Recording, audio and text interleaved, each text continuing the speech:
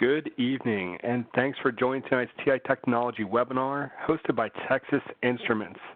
Where tonight we're going to take a look into the SAT and some strategies, specifically trying to help your students to think numerically.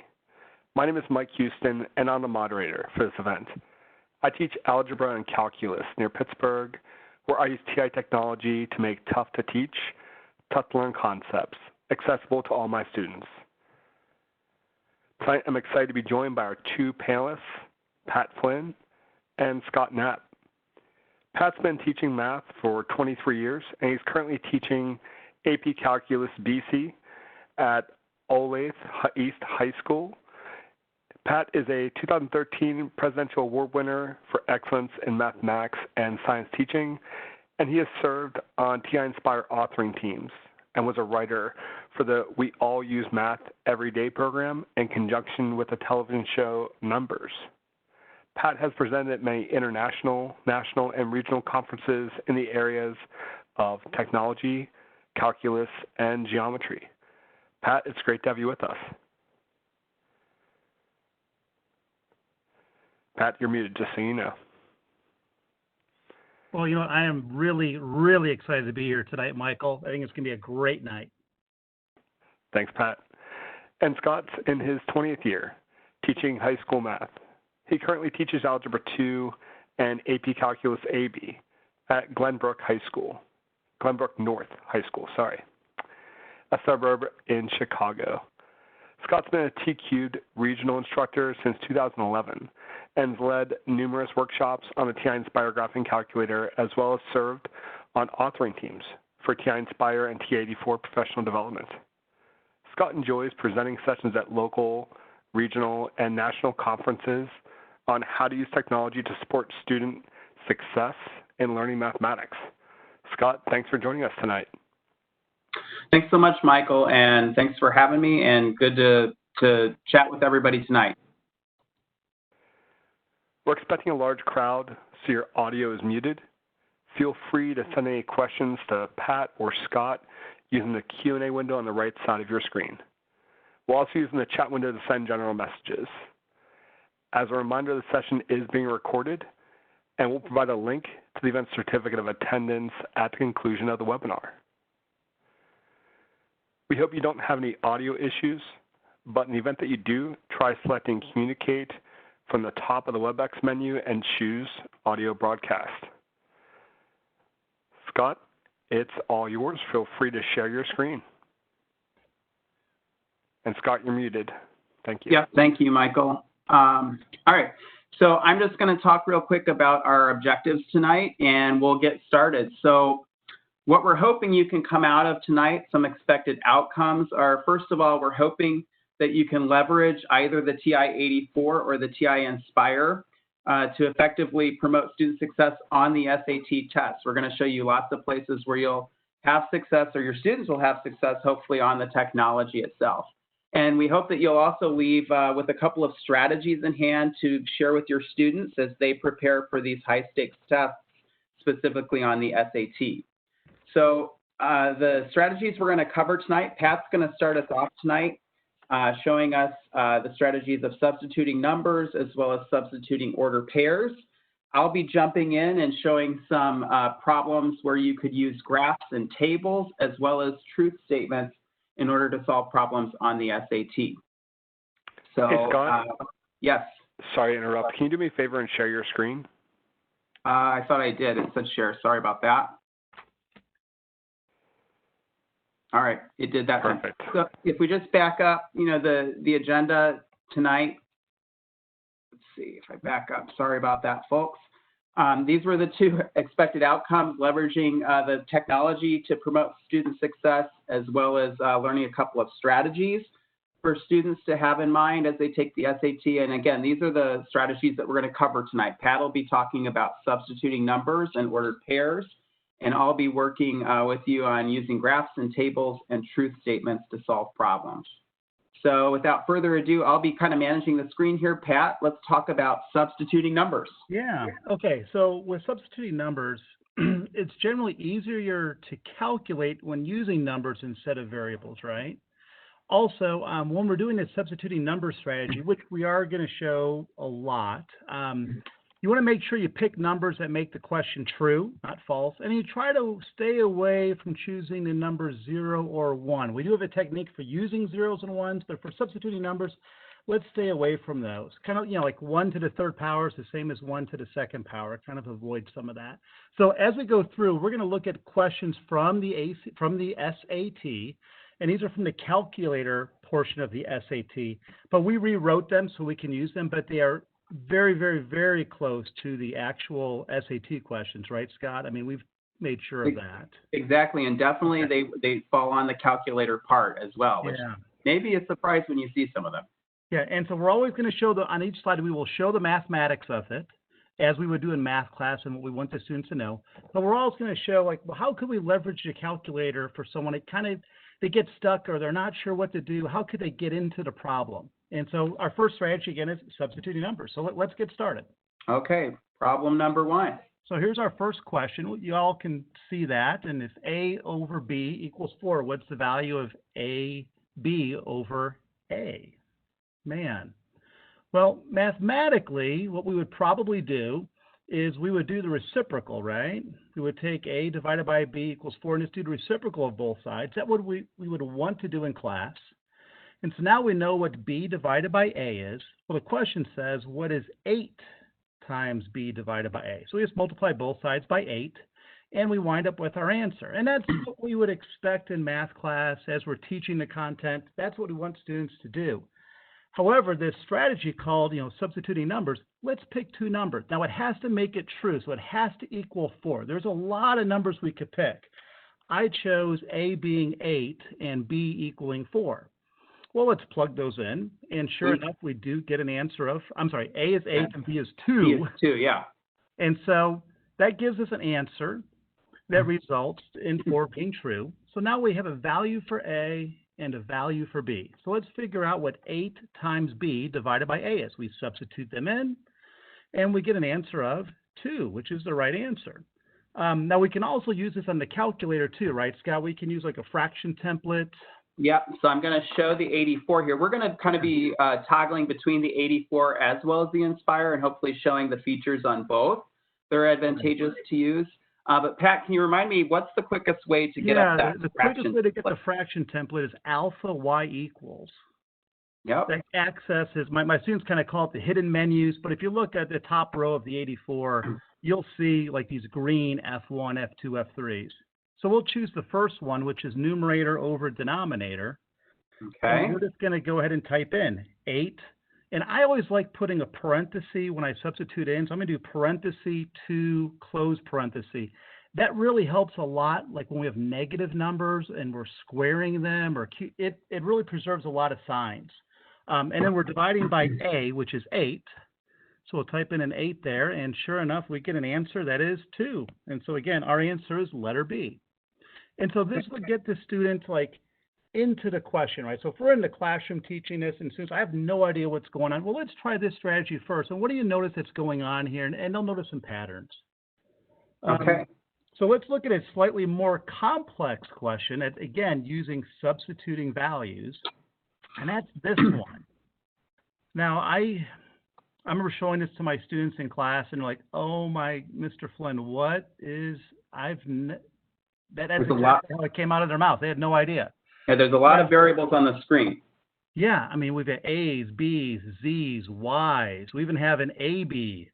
So if we're doing this in math class, what we'd probably do is we would write out the 4Z minus 8Y, and we would substitute in, right? Because one of the nice strategies that we're not going to talk about, but it's a mantra, is like, glance at the answers, right? We notice all the answers have A's and B's in them. So we must get rid of the Z and the Y. So we'll substitute in, A squared plus B squared for the Z, and the AB in for the Y, and then we'll distribute and combine like terms, and sure enough, the student should notice that's, a binomial squared. We hope. Yeah, we hope. And if they glance at the answers, they'll kind of pick up on that. But again, this is the traditional math, right? In math class, this is how we want them to do it. That's kind of difficult, especially with like a high stakes test. Some student kind of gets like stressed out a bit. let's try this strategy of substituting in values. Now, I've got to make sure that they're true. So I've got to pick values for A and B. And so I think what I did, I think I had A equals 2 and B equals 3 is what I chose. And so when I put those in, if A is 2 and B is 3, well, that means that the Z has to be 13, right? Because that's what 2 squared plus 3 squared is. And then the Y, well, that's got to be 6 because that's what 2 times 3 is. So we've got what every single variable is, and it made it true. So now what we're going to go ahead and do is we're going to go through each answer and plug in the A and B value. Oh, one thing. We do need to find out what's equivalent to 4Z minus 8Y, right? That would be helpful. Right. Got to know what we're looking for. Yeah, we plug in the values for Z and Y, and we turn out for an answer being 4. So as I plug in the A and B values for different expressions, we're going to look for which one of these gives us an answer that is 4. And so the first one, not so much. Yeah, not really. And then the second one, I think it's the second answer again. Yeah, hey, there we go. It's 4. Now we should check the other two just to be sure that we're correct. And sure enough, we are.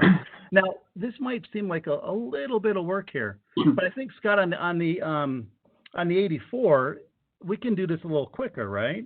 Like Absolutely. We can type in, like for the first one, we'll type in parenthesis 2 minus 2 parenthesis 3, and then close the parenthesis twice to the second power, because the first statement said A minus 2B quantity squared, right? Now, instead of retyping all that, I think we can just copy and paste it down, couldn't we? Now, I'm not sure if you're all aware of this, but if you press the up arrow onto something that you've typed in and you press enter, it automatically brings it down for you. So, on this one, we're going to have to insert, I think, aren't we, Scott? Because I think we have like 2 times 2 instead of just a 2 in the beginning. So I think you've got to go, second insert. Yeah, 2 times 2. And then I need the minus. Yeah, and you got to have the subtraction sign in there. But the rest of the statement is the same. So it kind of saves us from having to retype it in by being able to copy. We see the answer is 4. But again, to show the power of that, let's copy that down just one more time, Scott, and do letter C on this. Letter C had 4A minus 4B. So we're going to change the 2's, and then change the 2 times 3 to be 4 times 3 instead. And that just makes it a lot quicker to kind of try out numbers. And again, on the calculator portion of the SAT, they're able to use the calculator, I think, on every question, right, for the SAT calculator portion. Why not utilize that to see it? Now, again, like Scott said, we're not saying this is the way you need to teach this topic, because we're focusing on the math. We want to make sure they know it. But also, this strategy, it really helps the students that are really struggling to kind of get an idea of what's going on here. Yeah, absolutely. I mean, not every student's going to look at this and know where to go right away. And, I think, what did we average out that each problem should take students on the calculator part? Maybe a minute and what was it? It was like a minute, I think it was a minute 20, a minute 2. I can't recall offhand. It was around a minute, 20 seconds. And so if a student's kind of looking at this and trying to sort out, what do I do? What do I do? This is where they might want to look at their tool belt and grab this strategy of substituting in some numbers, and they might actually be able to scratch this problem out. Yeah, and if they could just start doing something, sometimes they just this would be a classic question a kid would freeze when seeing this because they've never seen one like this. But substituting into values, I think they've seen it before a lot, evaluating functions. And okay, well, let's look at another one. And this one we're just going to kind of go through. It's kind of interesting. I know in class, until I started doing a lot of SAT work, I never really asked questions like this in class. If A is positive and B is negative, which of the following must be true? Oh my gosh. Well, in math class, what we would do is we would hopefully, if A is positive, I'll change A to the word positive and B to the word negative. Well, hopefully we know that positive minus a negative, right, in the numerator, that should be a positive value, right? And then so positive will be in our numerator and positive in the denominator. Well, positive divided by positive, got to be greater than 1. It's got to be. Now, it could be equal to 1, but it should be great. I mean, the distractor is letter B, right? A lot of students will we'll cancel out the positives. And so in class, this is kind of a tough one to go through, but I think on this question, what we'll really see, like picking values, substituting in numbers makes it so much better for this. So let's just pick a positive number for A. I chose A to be 2, and then B has to be negative. So I chose -3. Okay, well, let's substitute those in for the A and B and see what C turns out to equal. And there's our subtracting a negative, and we wind up with, I think, 2.5 when we do this. And, well, which one of those makes that true? Must be letter A, because C is greater than 1. It really makes these really abstract questions kind of a little bit more accessible to the students. Okay, let's look at another question. Again, this one we're going to kind of go through again, just like we did here. Let you kind of read this one. Here's our equation, and A is a positive constant, and the graph of the equation is in the xy plane is a parabola. Which of the following is the equivalent form of the equation? And you're like, wow. That's, if it was x squared minus 9, I think it might be a little bit easier, huh, Scott? But it's x squared minus A. Whoa. Well, in math class, we're going to hope that the student, when they glance at these answers, are like, well, these are all factored, so maybe it's difference of squares, right? Because we see subtraction. So the answer should be, x plus the square root of A times x minus the square root of A, and that's letter B. Boy, there are a lot of B's on the ones we picked, huh? Yeah. But that's coincidence. Yeah, that's kind of rough to do. So maybe we should pick a strategy. And so I'm looking at these answers going, what should I pick for A? What should I pick for X? Well, the A, I noticed that there's a square root of A in there. So I think I might let X equal 2 and the A equal 9, because the square root of 9, that's kind of a nice number to do. So I'm going to pick those. And then my equation has to be true, right? The Y equals X squared minus A. So I'll plug those in and see what Y is. So Y turns out to equal -5. So I've got to look on the left-hand side, which one of these would give me an answer that's -5. Well, we plug in the values that we have for the X and the A for each one of these, and, well, that can't be it, -77. The second one, the second one, whoa, -5. Hey, it's letter B. All right, so I guess when we're testing this, the kids should all pick B. No, don't do that. No. I think we found that to be true, though, right? That is the most common answer. It is. So we have B, and then we're gonna kind of look at the other ones as well. And again, we're using the calculator to do this as well, so the decimals aren't so bad. And it turns out C and D don't work either. And even with picking numbers, if it helps them eliminate some choices, so they have a better chance of getting the correct answer. So this is substituting values, and it's a highly effective strategy on the multiple choice portion of the test. It's really a great technique. So we're going to look now at a slightly variation of this called, we said stay away from 0 and 1, but this strategy we're going to use is called substituting 0 and 1. And the reason why we like it is it's so quick. To plug a 0 in for something, so fast to evaluate. But what it's going to do is it's going to get it down to probably 2 choices. So you're going to plug in the 0 first, see what you get, and then you'll probably have 2 choices that are correct. Then you'll plug a 1 into those, and only one of those will be correct after that. So it's kind of like you have to do it twice, so it's a little different than the substituting values. But this is kind of a quick one to do. Let's see how quick it is. And I think we're gonna probably jump to the Inspire on this one, probably, Scott. Yeah, I think we'll switch platforms here. Yeah, so let's look at this question. Now, this is a pretty good one for class. I've done this one a lot. This is completing the square, right? Students love to complete the square. I mean, all the time. They just can't do it enough. I detect your sarcasm. Yeah. Well, on Halloween, we'll have like big X's. Now, if kids with part of a square, and they'll come up to me and they'll complete me. It's kind of funny. All right. So anyway, we know take half of the middle term and square it, right? And add it to both sides. So we would take half of 8 and square it and add it to one side, subtract it to the other. And sure enough, we get the correct answer, which looks like letter B again, Scott. It is letter B again. Now, completing the square really something easy, but a lot of my students, unless we just learned it, it might escape them as a strategy, or they might think of, oh, that was that really tough thing that I did a couple months ago. I don't know if I can dig that out right now. Can I Right. look for something else to do? And that's where this strategy comes in. So show us. Absolutely. So this is where it's so great. Let's pick x equals 0. I think we have x equals 0. We'll try first. Yeah, we'll try And that. so if x equals 0, in the original expression, x squared plus 8x plus 15, I think that's going to equal 15 when we put a 0 in for that. That's the great thing about 0 is it cancels a lot of things out and leaves you with that constant. Yeah, and no need for the calculator on that part of it. I mean, hopefully we're okay there. So we're looking for one of these answers that gives us 15. Well, we'll go through them and take a look. First, when we plug a 0 in, we get 17, so we could safely eliminate that. Now, we already know that B is going to work from our math work, but let's, we try it out again, put a 0 in for the x, gives us a 15.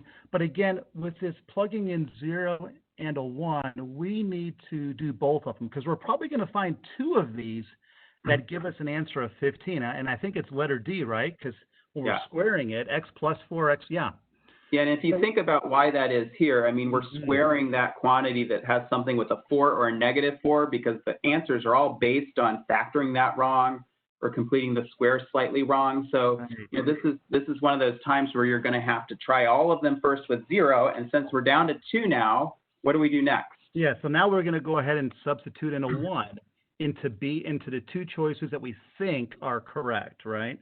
So we'll try it on choice B by plugging a 1 in for the x. Yeah, we'll first take a look at what's the expression with 1, the original. Yeah, and so now our expression, it has to equal 24. So we're looking for either B or D. Which one of these will give us 24 for an answer when we plug a 1 in? And so we try it with letter B, and yeah, we get a 24. We try it with letter D, and I think we get, we get 8. So the answer, it's letter B. So this strategy, it's kind of like a hybrid of the first one, a very specific piece, but substituting a 0 and a 1, it's so nice, right? I mean, it's so quick. So let's look at the Inspire on this one, Scott. Let's insert a calculator page, and then if I remember, there's a lot of ways to type this in, but I think we're just going to put in the value. So we'll go like parentheses 0 plus 4, squared. And then my students sometimes forget to get out of the power, Right. Again, what's nice is we can arrow up and copy down, and A and B, when we go down to letter B, it becomes a subtraction sign instead. And so that copy and entering by entering the previous statement, it makes this substitution stuff go a little bit faster. And the kids get really fast at this the more they practice it. And in the last one, I think we're subtracting both of them. Yeah. Okay. So again, the Inspire, it's pretty nice to be able to plug things in and copy down to. It's the same idea as the 84, right? Just arrow up, press enter, and copy it down. Exactly. Okay, so let's look at a nice traditional Algebra 1 question of combining like terms. And the common mistake the students will have, like a lot of my students they'll see the subtracting the negative 5x squared, and they'll make sure that's a positive 5x squared. But they might forget to distribute the negative to the other 2 signs, And so in our math work, the first thing you'd have the students do is distribute that negative to all 3 terms, and then combine your like terms.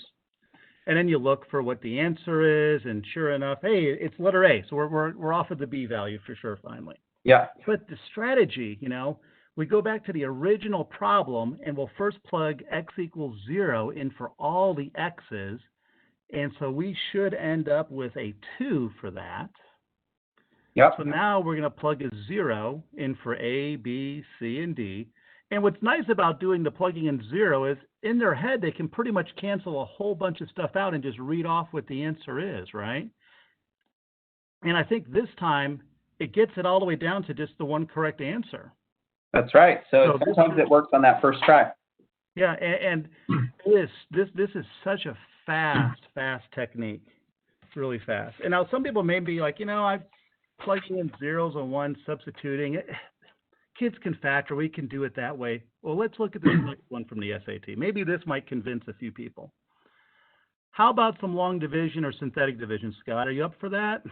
I'd be up for that if I were a student, and I probably, again, just had a test on it, because long division is, first of all, a big struggle for students, but synthetic, they often forget the little little tiny steps and what's positive, what's negative, do I add in the columns, that sort of thing. So it's easy to forget, especially when the pressure's on a high stakes test. Oh, no kidding. So we'll do that. I did it on long division. I just tend to like that a lot. I really like when I go to here. Go ahead. Yeah, let's show it. So when you multiply out, when you subtract, I always tell the kids to draw the line and change the sign, Yeah. And then they combine them up. And yeah, there's a lot of good math on that. And we have a remainder of 13. So, what do we do with that remainder? Well, we got to add it as a fraction over our original. And so that's our answer, right? Which is, gosh, what is that? Is that letter D? Letter A. Letter A, okay. No, letter B again. No, letter B, gosh, B again. Yeah. My gosh. Okay, so let's try using this strategy, right? Let's plug a 0 in and see what we wind up with. In the original statement, we changed the x's to zeros. And this might be a good one, like, you would do this on the calculator, right? So I could see a student kind of like, gosh, it's a fraction. How am I going to... It's okay. We end up with negative 3.5. And so now we're looking on the left-hand side for which one of these gives us an answer of negative 3.5. And plugging in a 0, we're like, okay, letter A, that's 0 plus 3 plus 1 over 0 minus 2, 2.5. We'll go to letter B now. And I think B does, it does give it to us, right? Negative 3.5. But we need to check the others, right? Because in this strategy, we will probably have 2 of these that come out to be correct. Not C. Not C. But D, though, we do get another negative 3. So we have 2 choices here, B or D. Both very different looking answers. Remainders, all that. But now let's do the other strategy, plugging in a 1 now, plugging a 1 for x. We go back to our original problem at the top there and plug a 1 in for the x, which on the calculator, we'll just be able to arrow up and copy down and change those x's to 1s. That's right. And we wind up with negative 13. So we're looking for, is B or D give us an answer of negative 13? All right. Well, sure enough, I did that one too quick. I'm sorry. When we plug it in for B, B does not work out at all. And so we end up with our answer of D. Sorry about that. Yeah. Sorry about that. Yeah. Oh, my gosh. I'm sorry. I think the PowerPoint ran out of the room. One thing we did want to show, though, Pat, was on the Inspire, right, with how to bring up a fraction. Because some people don't know that. Yeah, let's go run the Inspire on this. And so let's do it like for the first problem. The beginning of the question was that fraction, right? So to get the fraction on the Inspire, there's a lot of ways, right? I think the quickest way I like is that division sign looks a lot like a fraction bar. So if they press Control Divide, that's one way to get it, right? But I think a lot of students sometimes don't remember that, right? So we'll show another way in a second. But yeah, we plug in the values. Right. Now, the nice thing is when we got down to that second portion, is it B or is it D? We had to change those zeros to 1s, right? So we could just up arrow once and copy that down and change the zeros to 1s and very quickly see what's going on. So the fraction template on the Inspire, it's pretty nice to use as well. I like it. I know you've got a preference, but we like them both. We've got kids in our classes that they have the Inspire and they have the 84. So they both work well. Okay, we have one more strategy with the substituting, and this one it's kind of like a hybrid of it. It's substituting ordered pairs, right? So sometimes they have an X and a Y value. So when you see that, I have the students physically write the X and the Y below the coordinates that they're given. So that's like X is this number, Y is this number. And then they substitute in those and eliminate answers, right? So let's look at one. And this first question, this is the first one that we've seen tonight. And I know we've got some more later. These are called grid-ins, which are not multiple choice questions. The students come up with an answer, and then they've got to grid in the response on the bubble sheet. So the student is asked, is the point 2, 4 lies on the graph of that function. What's the value of A? So I have them actually write above the 2 and the 4, X, Y. So, okay, that's the X, that's the Y. So now we plug them into the function. Of course, f of x is y, right? So we go ahead and plug, the 4 in for the f of x, plug the 2's in for the x's, and the student just like solves the equation from here, right? And I think on this question, SAT is kind of relying on this exact strategy to come up with the answer. It's like this would be the way we would do it in math class as well. But this is the way we go, right? They're given 2 things, 2, 4. So let's look at one. I've got one more like this, kind of a more of a traditional, like a systems of equations. And this might be one that they really, it's like, which one of these is the solution to this?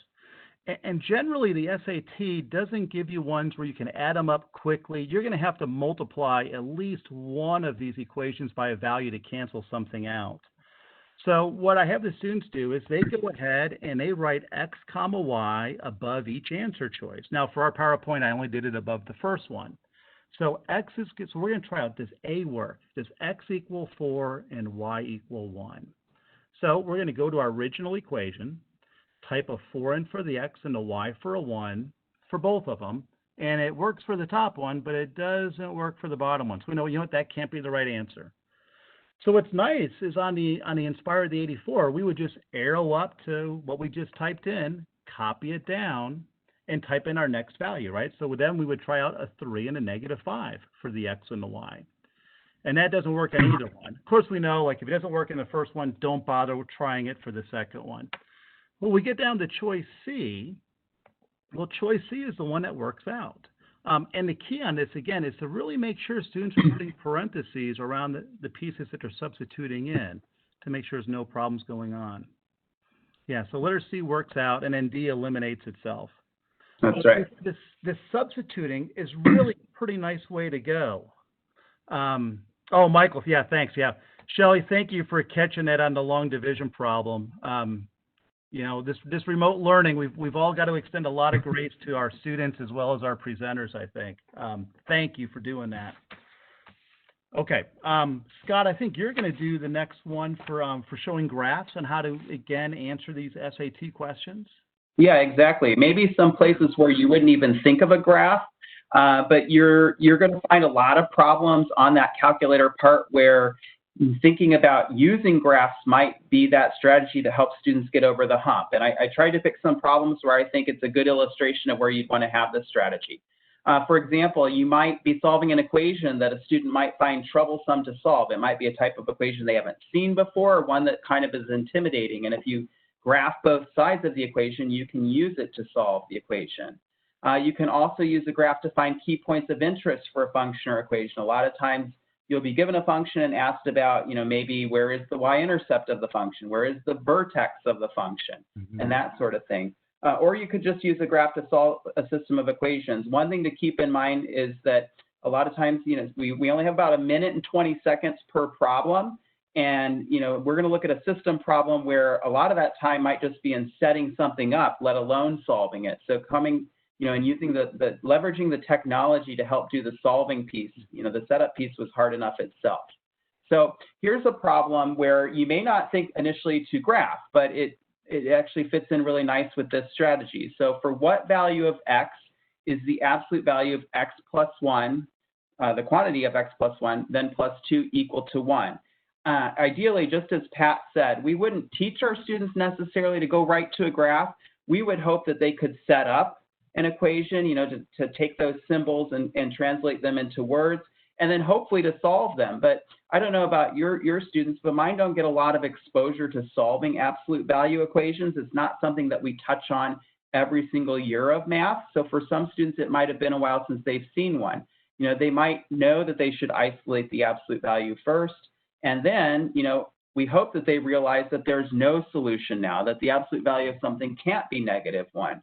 But other students, yeah, exactly. How many times do your kids pull that out, Scott, and just continue with their algebra?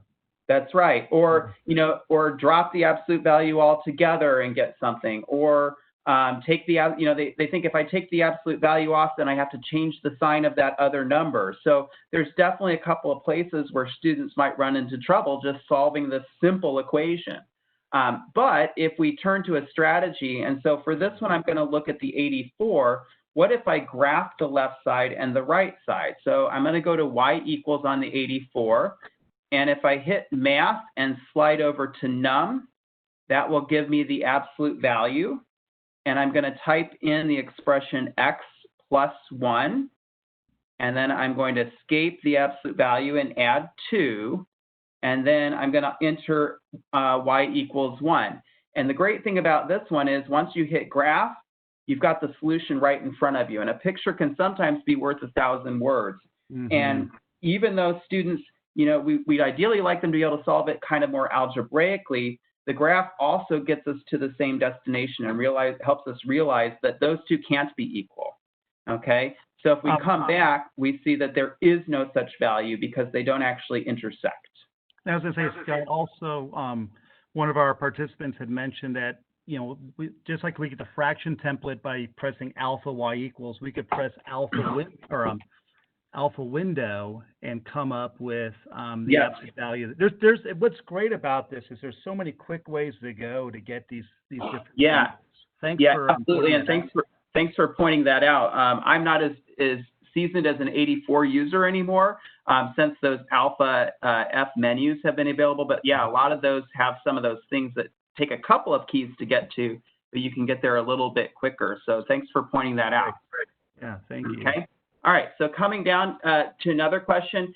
Again, here's it looks real simple. I mean, it's essentially a one-step equation, but how many of our students might, on a high-stakes test where there's a lot of pressure, have some trouble with something like this? Ideally, yeah, we'd like them to realize we need to multiply by the reciprocal and then work with the fractions, but a lot of our students struggle with that sort of thing. So here's another place where graphing both sides of that equation could be advantageous.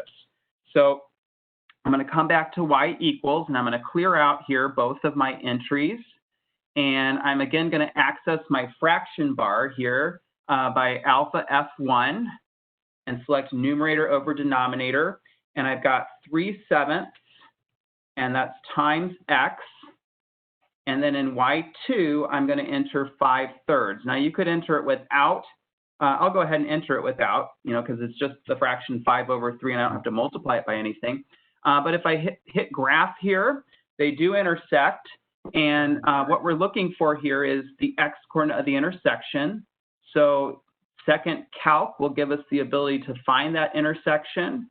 And remember, when there's just two curves, you can kind of bypass these parts because they will default to selecting the first two curves. So I'm just going to press enter and enter.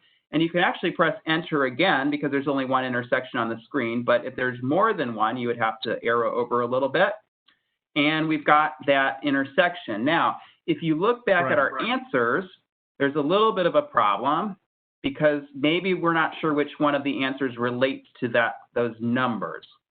We're looking for the x-coordinate, but our x value here is not a nice rational number. Well, it's rounded rational number here, but it's in decimal form. But if we come back to our calculator screen, it happens to be that the current value stored in x, if I press the variable x, is that x-coordinate.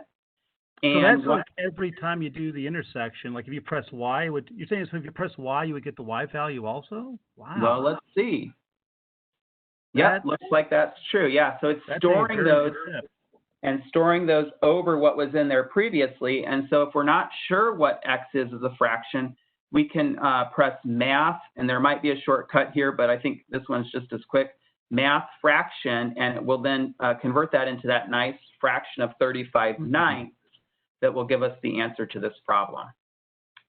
So again, just a simple equation, but if students are intimidated maybe to solve or struggle with fractions, here's a place where on a calculator section, we've seen problems like this where they can use the calculator to their advantage. And even if they couldn't remember on the calculator how to turn that decimal into a fraction, they could convert all the fractions in their answers here to become decimals and see which one matches up. Yeah. Yeah, they could use their calculator to crunch those out exactly and see which one would be closest to 3.88888. Great. Well, I think the next one you've got is a grid in, isn't it? It is. Non-multiple choice. Yeah. And so this is where they've given us a line that's in standard form. And I think I saw a question coming in, why didn't we use the solver? Tonight we're trying to show the solver is another option that you would have in order to, you know, leverage the technology, but we're sticking with our strategies that we proposed, which were graphing and tables. But yeah, there are definitely other ways that you could do all of these problems. Okay, but thanks for the question. With this one, we've got a line in standard form. and we want the y-coordinate of the y-intercept of the line. So, a couple ways they could go about it mathematically. One is to put 0 in for x. We'd like them to do that because that's a pretty quick route to get there. But again, we see some of the trouble that might come up with fractions. Or, some of my students might think, well, let's convert to slope-intercept form. And that's probably why SAT here chose to put non-integer coefficients, was so that kind of was out. And so really testing to see if students understand that a y-intercept is where x is 0. But if we have technology, we can actually find that a different way. So I'm going to pull up the Inspire, because one of the game changers of the Inspire is its ability to graph things from the standard form. And so how do you do that? Yeah. Yeah. So if I open up a graphing page here and I hit delete to back, or on a computer you'd hit backspace but delete, we can enter inequalities, but what we want to enter here is a relation so that we don't have to have something where y is isolated on one side. So I'm going to select relation, and we can actually type that equation in the standard form that it's written in. So again, I'm pressing Control Divides to get my fraction bar. I've got 2/3 x plus 5/4y equals 3. And it will plot that on my screen as is from that form. And so that's a big difference from the Inspire versus the 84, isn't it? It'll graph implicit functions. Yes, it's a bit of a game changer, which you find to be very helpful in a lot of math classes. I find it to be very helpful in calculus when I'm teaching, just because not a lot of times are we even able to solve for y when we have certain curves to graph. So, there's different ways to go about finding the y-intercept, but just to highlight one of those ways here at this point, if we go to menu, we can trace the function. Now, the nice thing here is that when I press graph trace, I think the first point it finds is along that y-axis, and that gives us the answer, which is 2.4. But the nice thing about trace is you can move backwards and forwards, and you can also type in values for that trace point to snap to. Now, if you type in 0, oh, nice. Okay. Yeah, if I type in 0, it goes back to that. Are we okay with this answer of 2.4? Because on my PowerPoint slide, I have 12/5.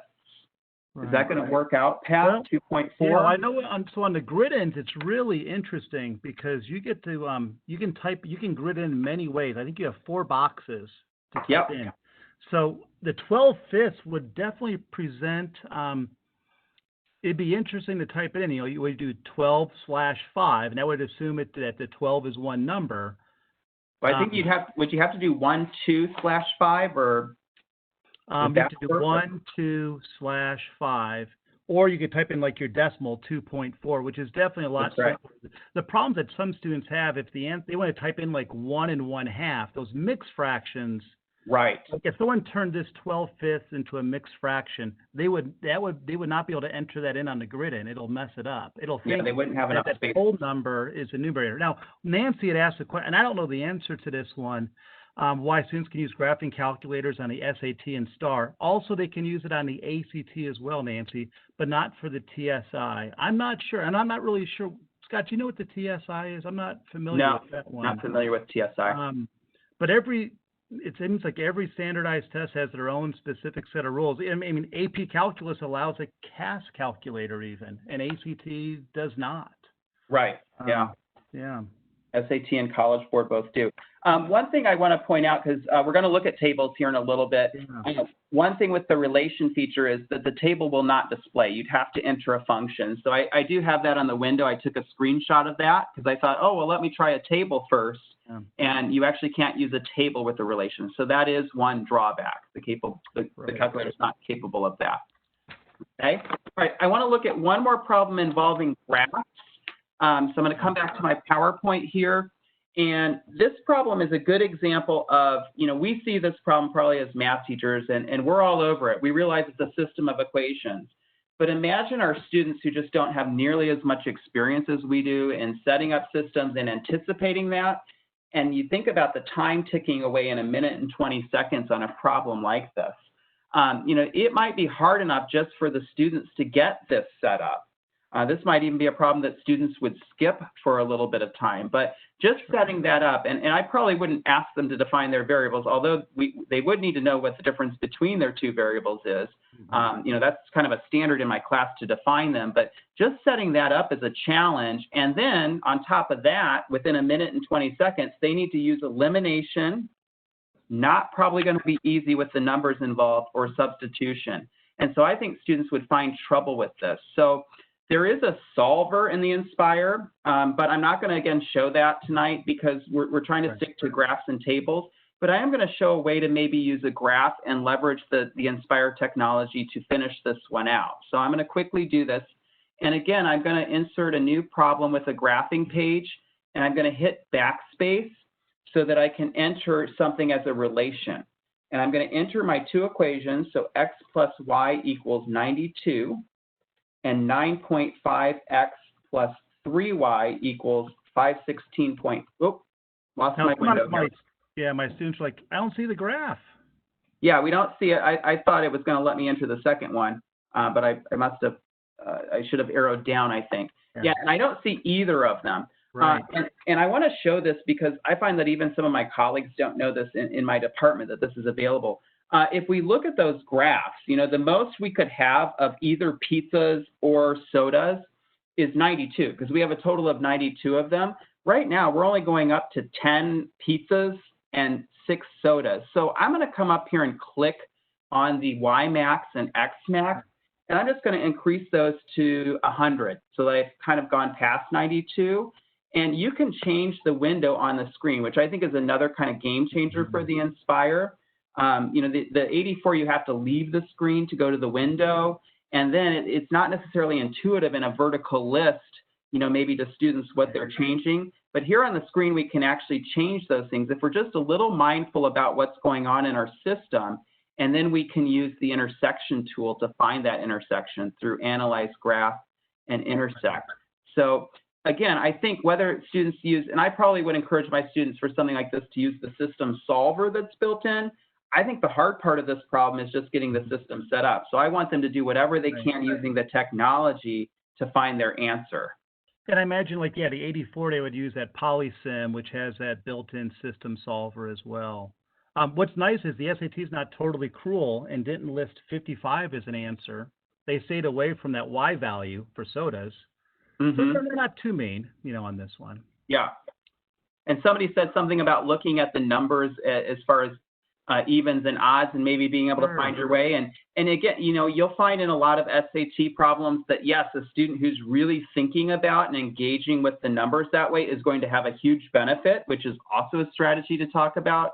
But probably our average students in the middle of a test aren't going to necessarily think that way. But again, another strategy that you'd want to talk about so that you could even avoid the full setup of the problem. The students that score almost like perfects, they see the question totally different. They would make up a table of values in their head over this and look at all the combinations and see which comes out to be. But again, like you said, we're focusing on certain strategies for this webinar. And I think there was a previous webinar last spring or last fall where they did some other strategies as well. So you all might want to look for that. Yeah, there's all kinds of strategies that can be used. Okay, I'm going to jump to tables now, and we're getting a little close to the end here. So I'm going to try to get through a couple of things with tables. So using tables, again, to help solve equations, kind of like we just saw with graphs. And one thing to think about is, do I want my students maybe to set up that table so that the input is something I get to choose for the independent variable? And it might be something you'd send students into the SAT with their calculator set at. And I'll show you an example of that. So here's a problem that does find its way on the SAT, a nonlinear system of equations. And this is actually based on a grid-in problem that we saw. And if you look at the math, I mean, in a minute and 20 seconds, students have to solve this. They have to factor something that's a little bit more challenging to get the two possible solutions. So is there a way that we can maybe use something else? So I thought for this one, maybe, the trouble comes in here. Maybe we could use a table. So I'm going to go to my Inspire, and I'm going to insert a new problem, and I'm going to set up a graphing page, and I'm going to enter those two functions in. And if we just look at the graph, which, since it graphs it right on the screen without pushing anything, I don't know that we necessarily know that that one's at -1/2. I mean, we could use the intersection tool, but if you hit Control and T on your calculator, it pops open the table right next to it. And you can resize that by just grabbing and dragging a little bit. And the colors correspond as well. They do, which is kind of nice. And so if we kind of scan up and down the table, we can hopefully find a place where those two outputs are equal. And it looks like right here. So if x is 4, then both of those functions have an output of 31. So one of the intersections is 431. So one of the possible values for x would be 4. Okay. And what I like about this is, yeah, they're using the technology, but they still have to understand what the solution to a system is. It's the combination of x and y that are in common for the equations in the system. And this grid takes either answer. It takes both solutions. So yeah, exactly. Supply one of them. And even -1/2 or -0.5, right? Right. Okay. Here's one that I really like, because this is a whole heap of trouble probably for most of our students taking the SAT. It's not really a standard type of equation that we see, and it's really tough to solve, and probably, there's a lot of places where students can make a mistake. They might square each side, and then they get the same thing on both sides. And so, I mean, if you fill in any of these numbers right now, they would be balanced. So what's going on here? And this is going to cause some trouble. So perhaps we could, again, use the table, or we could graph or use a table to help us solve this equation. So I'm going to come to the 84 this time, and in y equals, I'm going to enter here the two equations. So left side, I'm going to have the square root of x squared, and then right side, I'm going to have just x. Right. And I think if we, even look at the graph, most students might struggle to understand what this is saying here, because they don't realize that there's actually a lot of solutions. And because they've overlapped here, it might not be clear what's going on. So this is a place where I'd like to use the table. But before I do, we've got these two equations in here, and I've got 4 possible options for x. So I'm actually going to set up my table here by hitting second and table set, which I've always found to be a really helpful feature. In fact, I often used to use this when I was using the 84 to help me figure out test grades, percentages, because I would put x over 87, and then I would just set my independent variable to ask, because now when I come to the table, I can input whatever values I want, which would be the choices there. So the -2, 0, 2, and 4. And I hopefully see that in 3 of the cases, we're balanced on both sides. And then that one case, we're not, because when you square a negative, it becomes positive. So you're not going to end up with the same output when you take its square root. Ideally, we'd like students maybe to recognize that right from the start and not even do any algebraic work. But here the table helps to confirm that for the students. Well, and a great thing in class, making that connection to the graph, to the table. And why does the graph confirm what you're seeing here? And great connections for class. Yeah, I'm going to skip forward now real quick because we're getting low on time, and I know Michael needs to share a couple of things before our way out. So I want to talk about truth statements, because they're really kind of helpful, and a lot of people don't even realize we can type things into the calculator and find out if they're numerically true or false. Right. So I'm just going to show a couple of quick examples, and then everyone can maybe play around with this in the next week when you're on your technology. But this problem is just kind of loaded. This is one of those problems where there's a lot of words. There's not necessarily a lot of math, but how can you sort it out? The nice thing is they did give us an equation to work with, but I see a lot of numbers in there. Mathematically, what we want the students to do is to put 120 in for the milliliters of 15% acid solution, and that goes into those 2 spots. And then they would need to solve for y, which, I mean, I don't know, if you look at this equation, there's a lot of places students just seem to struggle with linear equations involving decimals, especially on both sides. So maybe trying the strategy of using a truth statement. So we've got 4 different answers here. And remember, we're trying to find y. So what we're going to do is we're going to take this statement here that I'm circling on the screen, and we're going to fill y in on both sides. You can actually type an equation into the screen. and you can see whether it's true or false. So if I come to my 80, I'll show both on the Inspire and 84 because they do come out a little bit different in what they show you. So I'm going to again insert a problem and a calculator page. Mm-hmm. And my statement was 0.15 times 120 Right. plus 0.25. And here's where I input. I'm going to input that first solution of 40. Right. And that's going to be equal to 0.19 times 120 plus 40. And notice that everything here is numeric. So the calculator knows this is an equation. My job is to return either a true statement or a false statement. And the Inspire makes it really makes it really clear which it is. It says it's false here. So Pat, can you remind me what I should do next if I want to try that 80? So, yeah, you just go ahead and press the up arrow to copy that down, that first statement you typed in, and change your 40s to be 80s with your arrows, which makes it so fast you're right, my 40s. to redo. Yes, my 40s, not the 120. So that will Right. become 80, and this will become 80, And and that ends up being a true statement. True. So that lands us on option B. I'm going to show the 84 here because this will be the last thing that I get to show you. It does look a little bit different on the screen as far as the answer that it returns. So I'm going to quit out of that here. I'm going to clear this out just a little bit to give us some space.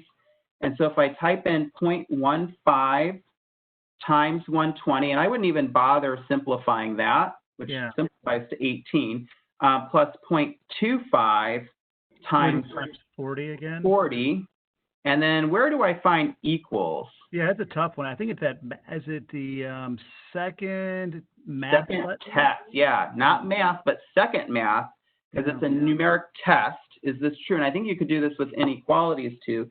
Is this equal to 0.19 times 120 plus 40? And remember how the Inspire said that was false. The 84 is going to tell us a little bit different, but kind of the same message. It gives us 0. And 0 here means false, right? So let's see what happens when we have the right answer, which is the 80. Right, so the 40s become 80s. We'll leave the 120 alone. Oh, I did that again, didn't I? Okay. It's kind of, yeah. Trying to work too fast. Now, one thing I will mention is that we have a lot more slides we did not get through, but I know that when the recording's available, our PowerPoint will be available for teachers to have to use. Yeah, absolutely. And so this time when I press enter, it pushes out a 1, and 1 means that it's a true statement. So that's how the 84 indicates whether or not your statement is true or false. False would be a 0 return, and true would be a 1 as the return. Well, I think this was, we were talking earlier, we had a lot of stuff set up for tonight, and we didn't get through all of it, which is a shame, but we got through all the strategies for people to use. Yeah, we did. We got a look at each of the strategies. And again, we're not trying to avoid knowing the math, but we're trying to help our students do the best that they can on the SAT. And, they've got a lot of math that they have to come to the test with, and they may not remember it all, especially under pressure. So the more strategies they have on their tool belt, ideally, the more successful they'll be. Yeah, exactly, Nana. These SAT questions lead to great classroom discussions, and that could be where you pull in a lot of these techniques with the students. Well, how did you solve this? And sometimes sometimes I'll give some students questions like, well, I want to know how many different ways are there to solve this. Really push yourself to see how many different ways can you do this. Yeah. Great. So, Michael, I think we're going to hand it over to you. Let you wrap up the night. Thanks so much. Yep. To receive a certificate of attendance for tonight, go ahead and click the link that appeared in your chat window. Also listed is a link for the documents. As Pat just mentioned a few minutes ago, they put together a really nice PowerPoint that they weren't able to get to every slide, but their entire PowerPoint is provided for you in that link. So if you missed it or it's not working for any reason, just hang tight. You'll automatically get, like Pat said, a follow-up email with a recording and links to the certificate and documents as well in just a couple of days. And if you're watching this on demand, go ahead and copy that link into your favorite browser to receive your certificate.